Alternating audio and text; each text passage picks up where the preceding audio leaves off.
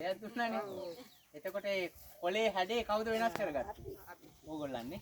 එතකොට මං කියන මේ වැඩේදී ඕගොල්ලන්ගේ ඉඩමට ගියාම මාත්‍යා කාණු දාන්න කිව්වේ මේ විදිහට මගේ ඉඩමේ කොහොමද දාන්නේ කියන එක වෙනස් කරගන්න පුළුවන් වෙන්නේ කාටද? තමන් තමයි දන්නේ වර්ෂාවට වතුර ගලාගෙන යන හැඩේ මොකක්ද කියන එක ගැන. එතකොට මේකේ අපි වතුර ටික ආරක්ෂා කරගන්න ඕන වැඩවලදී කීපයක් තියෙනවා. මේ පැත්තට නම් වතුර ටික ගලාගෙන යන්නේ. ඒ ගලාගෙන යන හැඩයට මේ අතර කාණු දාලා හරියනවද? හරියන්නේ නැහැ. එහෙනම් කොයි අතරද දාන්නේ? මේ අත. විරුද්ධ දිශාවට දාන්න. විරුද්ධ දිශාවට දාගන්න. එතකොට අපිට මේ පැත්තට කාණුව අරගෙන ගැඹුර වැඩි කරගත්තොත් එහෙම අතන ගෙදරක් තියෙනවා. ඒක ගැන හිතන්නත් ඕනේ.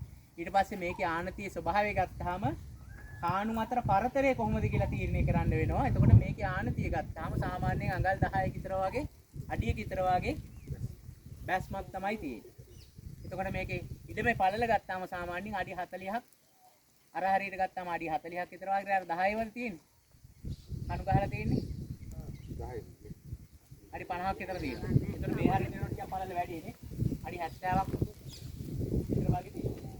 හරි. එතකොට දැන් පොල් දාන්න හිතාගෙන ඉන්නවා නම් පොල් ගස් වල පරතරය කොච්චරද? ඈ මේ නගිනහිර කොහෙද? මේ පැත්ත. බස්නාහිර මේ පැත්ත. එතකොට අවුව වැටෙන පැත්තයි වහින පැත්තටයි පරතරය අඩු කරන්න පුළුවන්. මේ අතර පරතරය අඩු කරලා මේ අතර පරතරය වැඩි කරනවා.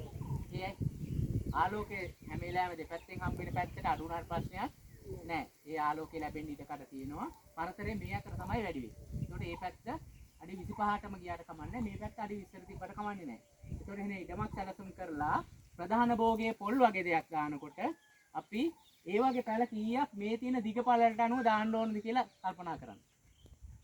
ඒකට දැන් මේ දාලානේ මේ පරතරය හරියද? වැරදි. ඈ අපේ තණ්හාවට පැල හිටෙව්වාම ඔයාගේ අර ගේ ළඟ තියෙන ගහේ මල් හිර වෙලා තියෙනවා. ඇයි? අත්ත දිගෑරෙන්න විදිහක් නැහැ. එතකොට ඒකට ගල් දාලා පාගන්න වෙනවා නැත්නම් බෝතල් හිර කරලා පාගන්න වෙනවා. ගොබ ඈත් වෙනවා. එතකොට තමයි මල හිර වෙන්නේ නැතු වෙන්නේ. එතකොට අපි ඒකට අවශ්‍ය කරන ඉඩ කඩ හදලා දුන්නාම ස්වභාව විශ්ීම ඉරෙල ලැබිලා අත්ත පාත් කරලා දෙනවා මල හිර වෙන්නේ නැතු වෙන්නේ.